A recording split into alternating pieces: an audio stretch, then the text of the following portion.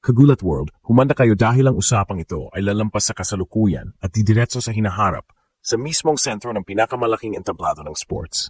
Ang pangalan ni Dylan Harper, ang film NBA star at itinuturing na number 2 overall pick sa nalalapit na 2025 NBA draft, ay pumasok na sa usapang Gilas Pilipinas bilang isang posibleng naturalized player, lalo na para sa Los Angeles Olympics sa 2028. Ito ang uri ng balita na hindi lang gugulat sa atin kundi magpapayanig sa buong mundo ng basketball dahil sa bigat ng talento at potensyal na dala ng pangalang ito. Isipin nyo, Kagulat World, ang isang Gilas Pilipinas na may isang Dylan Harper na naglalaro sa ilalim ng ating bandila sa pinakamataas na level ng kompetisyon. Ang ambisyong ito ay nagpapakita ng isang strategic shift para sa Gilas. Hindi na lang tayo naghahanap ng immediate fixes para sa bawat torneo. Tinitingnan na natin ang pangmatagalang pagpapalakas ng programa. Si Dylan Harper, sa kanyang edad na magiging 22-23 sa 2028 Olympics, ay perpektong akma sa long-term vision na ito. Siya ay hindi lang isang player. Siya ay isang cornerstone na maaring maging mukha ng Gilas sa loob ng dekada o higit pa. Ngunit mahalagang intindihin kung bakit siya, sa kabila ng kanyang dugong Pinoy, dahil ang kanyang ina ay may pinagmulang Filipino mula sa Bataan, ay kailangan pang maging isang naturalized player sa mata ng FIBA. Ang dahilan ay simple at nasa likod ng mahigpit na alituntunin ng FIBA eligibility. Si Dylan Harper ay naglaro para sa USA U9 team matapos ang kanyang ika-16 na kaarawan. Ito ang critical na breakpoint sa FIBA rules na automatikong nagkaklasipika sa isang player bilang naturalized kung siya ay kakatawan sa ibang bansa matapos maglaro para sa kanyang original na bansa sa youth level. Ang diskusyon tungkol kay Harper ay nagpapahiwatig din ng lumalaking ambisyon ng Samahang Basketball ng Pilipinas, SP. Mula sa pagkuha ng mga veteranong naturalized players, ngayon ay tinitingnan na ang mga batang NBA-bound stars na maaring magbigay ng mas mahabang serbisyo at mas malaking upside.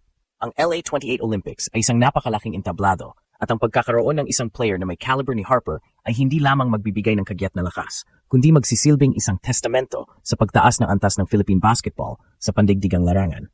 Ang kanyang presensya ay magiging isang malakas na pahayag sa buong mundo. Gilas is here, and we mean business.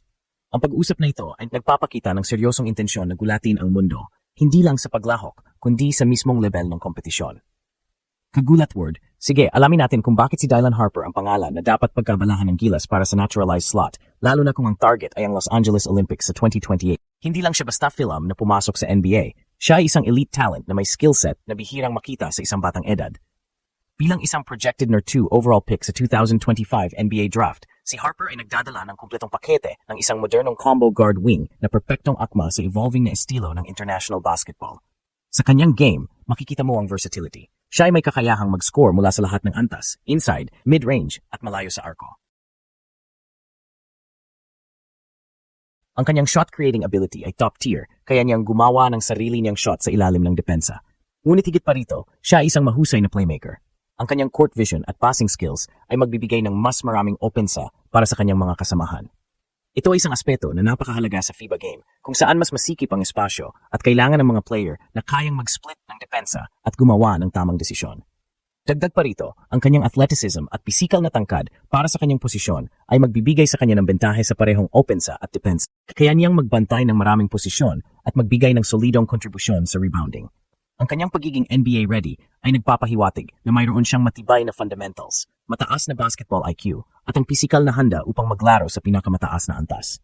Ito ay isang malaking kaibahan mula sa pagkuha ng mga naturalized players na nasa huling bahagi ng kanilang career.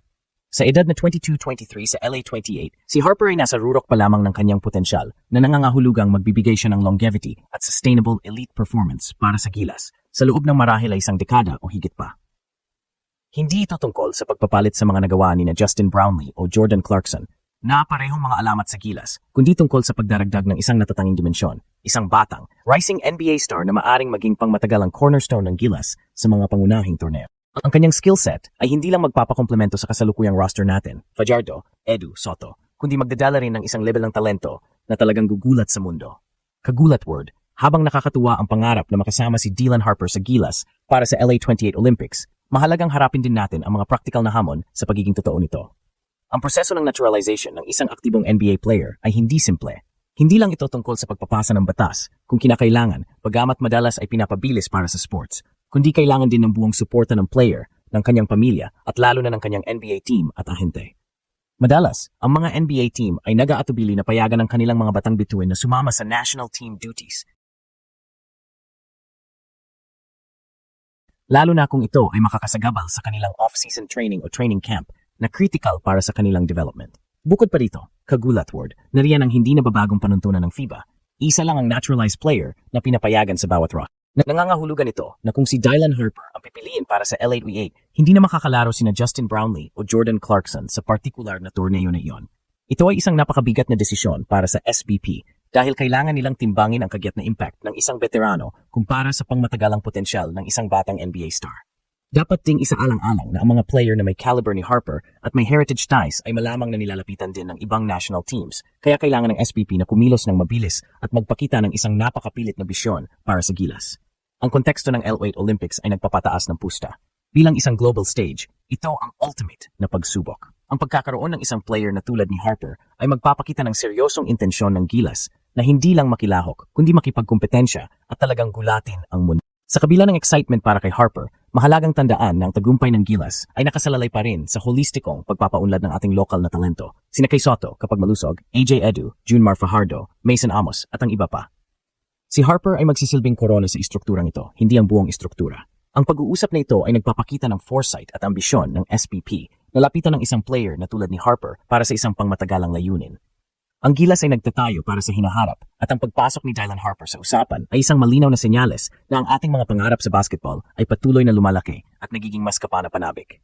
Sa huli, kagulat world, ang pagpasok ng pangalan ni Dylan Harper sa usapan para sa Gilas Pilipinas bilang isang posibleng naturalized player, lalo na para sa Los Angeles Olympics sa 2028, ay nagpapakita ng isang ambisyosong pangarap na walang kapares. Ang paghabol sa isang talentadong Philam NBA star, number 2 overall pick, ay nagbibigay ng matinding pag-asa para sa pangmatagalang pagpapalakas ng ating pambansang koponan. Ang kanyang youth, ang kanyang kumpletong skill set bilang isang combo guard wing at ang kanyang kakayahang mag-score at mag-playmake ay siyang kailangan ng Gilas para makipagsabayan sa pinakamataas na antas ng international basketball. Siya ay hindi lang isang player, siya ay isang potential na cornerstone para sa susunod na dekada ng Gilas. Ngunit kagulat word, ang pangarap na ito ay may kaakibat na hamon. Kailangan nating tandaan ang mahigpit na panuntunan ng FIBA na isa lang ang naturalized player na pinapayagan sa roster. Nangangahulugan ito na ang pagpili kay Dylan Harper ay mangangailangan ng isang strategic na desisyon na pipili sa kanya laban sa ibang naturalized players na nagbigay na ng kanilang serbisyo sa Gilas. Gayunpaman, ang mismong pag-uusap na ito ay nagpapakita ng lumalaking ambisyon ng Samahang Basketball ng Pilipinas PP na hindi lang basta lumahok, kundi tuluyang gulatin ang mundo sa pamamagitan ng pagkuha ng mga player na may kakayahang maging game changer sa pandaigdigang entablado. Ang paghahanap ng talento tulad ni Harper ay isang testamento sa pagbabago ng mindset ng Gilas, mula sa simpleng pagiging kalahok tungo sa pagiging isang tunay na kalaban.